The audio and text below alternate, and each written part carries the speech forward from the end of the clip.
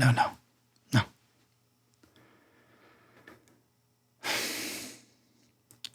I'm not going to sell you my Black Lotus for your Evolving Wilds. Black Lotus is worth tens of thousands of dollars. That is a 10-cent card. I know, you come here every day. I understand. Thank you. But that's not a fair trade. Shh, shh, shh, shh, shh, shh. You don't want to wake her. We don't want to wake her again. Okay. Okay. I'll see you tomorrow. I'm sure. All right. Hi. Welcome to your local game store. Thank you for stopping in. What can I help you with today? Okay. Okay. You want? Really? Okay. Interesting. Let me just get this all straight. You want specifically out of rotation 60 card standard decks. Out of rotation. Really? Well, lucky for you, I got tons of those. So, any particular playstyle you're looking for? You want some options? Okay. So, we'll go over some that I have right behind me here. But, you're looking at some Black-Red Madness. I got a Bant deck. Okay. You want to start with the Madness one? Sure. Yeah. Let's take a look. All right. So, in this Ultra Pro card box, I have a 60-card Black-Red Madness deck. Vampires.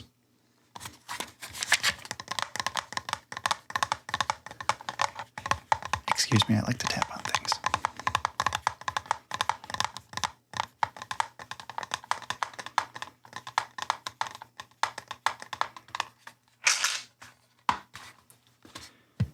That was too loud. We gotta keep it down. Why? Oh, Dromoka's in the back, sleeping, and we don't want to wake her. She gets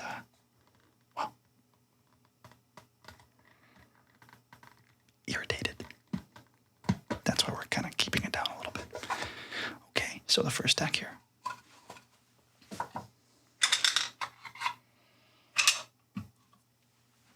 Like I said, Black-Red Madness Vampires. A lot of these cards I got out of, I think it was Innistrad. So, years ago. Well out of rotation, so you don't got to worry about anything like that. Now, Madness. Are you familiar with the mechanic with Madness? Okay. A little refresher. Sure.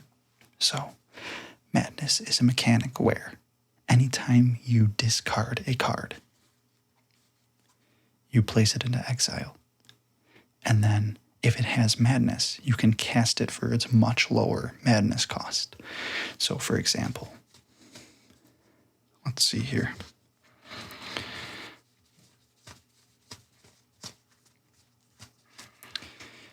I have a playset of Fiery Tempers. So, Fiery Tempers, you cast them for 1 and 2 red. Fiery Temper deals 3 damage to target creature or player. Pretty straightforward. You got some choice, whether it's the creature or the player. But its Madness cost is only 1 red. You can see that there. So, what you do is, you use a card like, I've been playing so much Commander, I'm like, well, my Commander's the discard outlet. That's not the case. Like if you look at Stromkirk Condemned, he's a vampire horror creature, and he has an ability where if you discard a card, vampires you control get +1/+1 until end of turn. Activate this ability once each turn. So you can discard a card from your hand. And then when you do that, you can just, for much lower, for 1 red instead of a red, or a colorless and 2 red, you can then cast Fiery Temper. And if you have 3 mana, you can cast 3 of them if they're in your hand, and you do it this way. So it's a pretty cool mechanic. Let's go over some highlights of the deck. Let's see. We got Drana, Liberator of Malakir, for 1 colorless, 1 of any color, and 2 black. She's a 2/3 vampire ally creature. She's got flying, first strike, and whenever she enters the battlefield, she deals combat damage to a player. Put a 1/1 counter on each attacking creature you control. So she kind of buffs. It's a pretty cool creature to put in the deck. Olivia's Bloodsworn's in here, 2/1 flying. Can't be blocked. It's a fast deck. This deck, you want to get stuff on the field quick. It's got some vampires that you can flip for like mid-late game type of stuff. And you want it to be fast. Like you got Incorrigible Youths in here, 4/3, Madness with Haste. It's got a lower Madness cost. This is one of the flip cards. So Era Falconwrath. Pretty cool card. You might be interested in that one. Okay. So Era Falconwrath. You have an ability where you can discard a card. It's another discard outlet for Madness, and then you can transform her. And then she transforms into Heir to the Night. Flying 2/3 creature. So, not the greatest ability, but it does help. It's definitely come in handy before. Let's see if there's anything else of note in here. Lightning Axe. So, Avacyn's Judgment. Avacyn's Judgment is 1 and a red to cast. It's a sorcery, and its madness is X and a red. I'll read this. It's kind of complicated, but I've gotten like 18 damage in 1 hit with it once. Avacyn's Judgment deals 2 damage, divided as you choose among any number of target creatures and or players. If Avacyn's Judgment's madness cost was paid, it deals X damage, divided as you choose among the creatures and or players instead. So, it can do some pretty good damage there. You want to check out something else? Sure. Yeah. This is going to be a good back burner one for you if you don't like anything else we got, but what do you think? Cool. Cool. All right, I'll put this over here.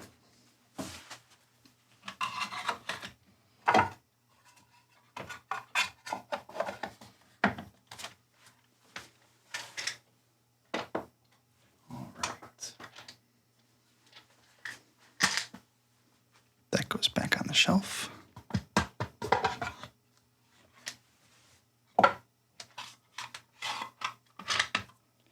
This one is definitely not as competitive, but it's more fun, I would say. Well, that's subjective, but it's fun. You can do some pretty cool stuff with it.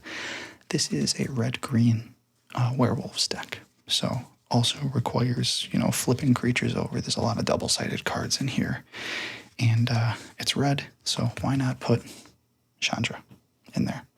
Chandra, this was a really good one. I believe this one was from Amonkhet. Yeah, so Chandra Flamecaller. 4 and 2 red. Got some cool abilities there. Or maybe this isn't the one. Do I have 2 Chandras in here? We might have 2 Chandras in here. But here's a good card to throw in. Again, we'll just kind of go over some highlights. The goal of this deck is really just to use, where are they?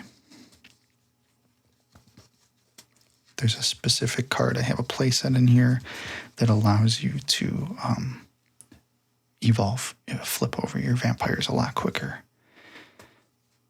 Got Kessig Prowler. This turns into a 4/4. Another one. Where is it? Oh, this guy's cool. Ulrich of the Krallen Horde. He flips into a 6/6. Actually, let's take a look at this guy really quick. So, he's 3, a red, and a green to cast. He's a legendary creature, human werewolf. Starts off 4/4. Whenever this creature enters the battlefield or transforms into Ulrich of the Krallen Horde, target creature gets +4/+4 until end of turn. So he buffs other creatures. At the beginning of each upkeep, if no spells were cast last turn, transform him. So that's kind of weird. I guess if you got nothing to do, sure. But he then transforms into Ulrich Uncontested Alpha. He's a 6/6. So pretty cool card there. Pretty cool for sure.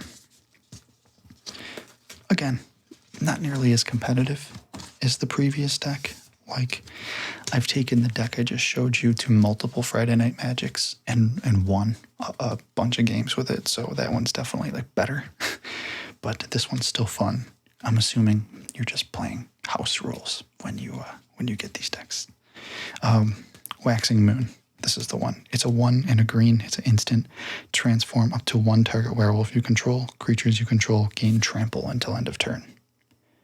So pretty good card overall. And I got a play set of these, so you're going to be transforming your werewolves. Got this guy, transforms into a 4/6. Pretty cool. Duskwatch Recruiter, 1 and a green. He's a human warrior werewolf. 2/2. And for 2 and a green, you can look at the top 3 cards of your library. You may reveal a target creature, or you may reveal a creature card from among them and put it into your hand. Put the rest in the bottom of your library in any order. Same thing at the beginning of your each upkeep. If no spells were cast last turn, you transform them. So I don't necessarily love that mechanic. But again, if you're playing 4 people around a table and you got the opportunity and you can spend those turns, it works out. This one's pretty fun. Collective Defiance. Here's a red werewolf, Smoldering Werewolf. That one's pretty cool. I love this card. I got this at one of the pre-releases, Decimator of the Provinces, for 10 of any color. He's an Eldrazi boar. You can emerge him for 6 and 3 green, and when you cast him, creatures you control get +2/+2 and gain trample till end of turn. He's a 7/7 with trample and haste. Beautiful, beautiful card. Really, really like this one. Big fan. All right. That seems to be it for this deck. Interested in this one? No? Okay. Let's check out one more. I have one more I think you'll really like. This is the Bant deck. It is technically a Bant Coco deck, if you know what that means. No? Okay. Coco is a card, collected company, and I'll explain what it does in a minute when I get my hands on the deck. This deck, reigned supreme at a lot of the tournaments for a long time. This isn't the exact one. I've done a couple things to it that I just tweaked because I was never super competitive. I just love to sit down with friends, play the game. You know how it is. But it is still sort of competitive. I added a couple things and also didn't have the money for a couple other things. So check this out. Actually, first, I got a signed card from the professor of Tolarian Community College here. Just wanted to show that off. I like it. My brother got it for me. Okay, here it is.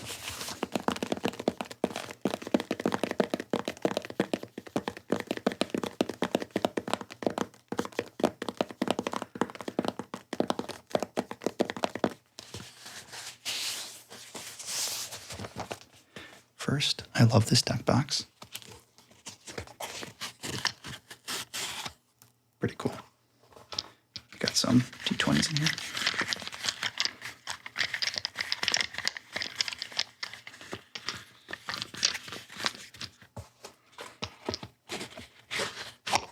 Big fan of that. Now, we don't want to wake up Dromoka. Sorry. Sorry, Dromoka. Before we get started, I must show these off. So, for one, I recently picked up this. Big Godzilla fan. Big fan of how, Japanese kanji writing looks. And there's both of it there. Love that. Also, I went to a Grand Prix and met an artist who made a bunch of his own tokens. He's actually an artist for Magic, but he made this Cthulhu-looking guy for a token, Scion. You can make him like a Scion. A Destiny Hunter for like a human soldier.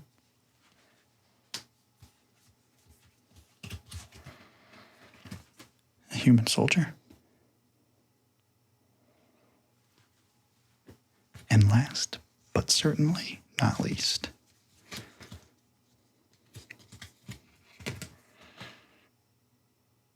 look how creepy Winnie the Pooh looks back there. I love that. I absolutely love that. Okay. Very quietly, let's go over this deck. Are you familiar with the color combination Bant? No. Okay. Blue, white, green. This deck is a control deck. You know what control is in Magic? Right. Of course. Yeah. It's just kind of getting control of the playing field. Stopping people from doing things, you understand. So, a big part of this deck got a playset of these spell quellers. So for one, a white and a blue, you get a 2/3 flying creature with flash. So I can flash this onto the battlefield at instant speed. When he enters the battlefield, exile a target spell with converted mana cost 4 or less. And when, obviously, he's taken out of the battle, that gets removed. So yeah, it's a really cool control card. Again, this has to be a spell, so this has to be like as someone's casting.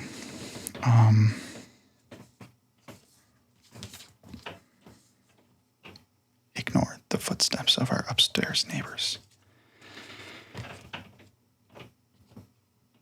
They're going to wake up Dromoka. They're going to do it. They're going to wake up Dromoka.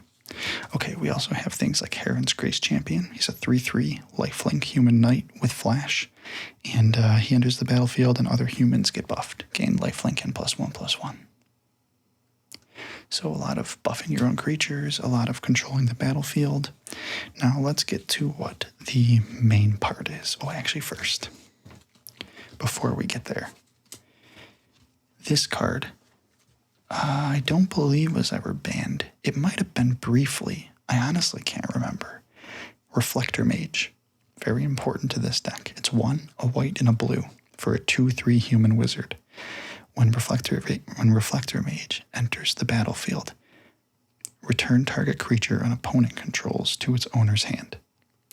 That creature's owner can't cast spells with the same name as that creature until your next turn.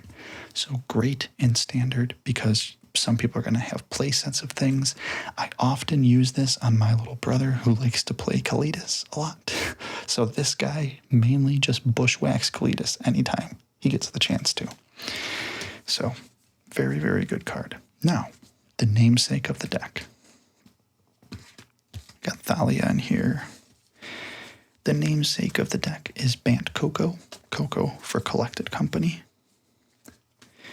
Let's look at what Collected Company does. I think you'll like this. So for 3 and a green, it's an instant card. Look at the top 6 cards of your library. So I look at the top 6 of mine if I play this card, or say you do. Put up to 2 creature cards with converted mana cost 3 or less from among them onto the battlefield, and put the rest on the bottom of your library in any order. So you get to keep those cards at the bottom of your library that you don't use, and up to 2 of them with creatures with converted mana cost 3 or less onto the battlefield. So you could play someone like Thalia. Thalia is a really important card to this deck, I think, because she's a 3/2 with first strike, and creatures and non-basic lands your opponents control enter the battlefield tapped. Again, even if I can't knock out my little brother's Kalidas, he's going to come into the battlefield tapped. And then maybe by that next turn, I'll have Reflector Mage. So, also, Reflector Mage. It's converted mana cost 3 or less. This has also saved my butt at times.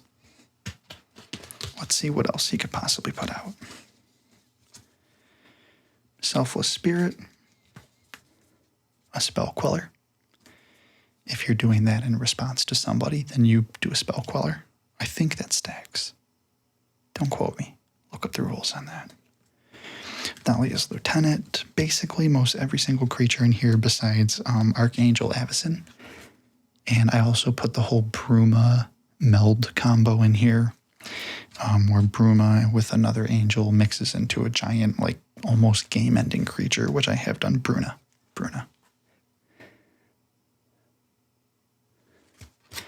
Yeah. I think so. No. Yeah, Bruna and another angel, Gisela.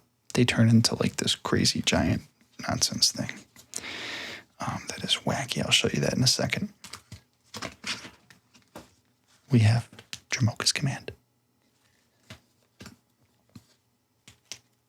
Right back there. Be careful, be quiet. Okay, let's put aside Gisela. I'll show you what that does in a second. And yeah, it's basically just a control deck. Heron's Grace Champion is in here, like I said, Tireless Tracker and Thalia and Thalia's Lieutenants and stuff like that. Stuff that buffs you and controls the playing field. And Dromoka's Command is great to have in here. Collected Company, just as a card in and of itself, has saved my butt so many times. So,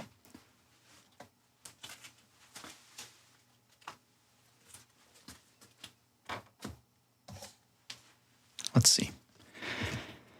This isn't in the Coco deck that like won a bunch of stuff, but it is very helpful when just playing with friends, and especially if you're playing like 4 players and you have time to get this out. So Gisela and Bruna, I won't go over what they are because I'm sure you want to get a deck and get home and play it and see where that goes. So, Bruna and Gisela turn into Brizella, Voice of Nightmares. It's a 9/10 Eldrazi Angel. Flying, first strike, vigilance, lifelink. Your opponents can't cast spells with converted mana cost 3 or less, which in standard and in a lot of modes is very important. And it's a 9/10 flying, first strike, vigilance, lifelink creature. I've only done this a handful of times, but it is super satisfying when you get the chance to. So that's just a little bonus I put in there for myself. Again, that's not the actual deck composition of the one that was winning everything, but it's pretty close, if I remember correctly. So which would you like to go with? You like the Bant? Yeah, I mean, good gosh, that's my favorite. That's one of my favorite decks. And like you said, you want an out of rotation standard deck. My whole life is out of rotation standard decks. All right, so we're packing up the Bant for you. Bant Coco. Awesome. All right, that'll be $1,000.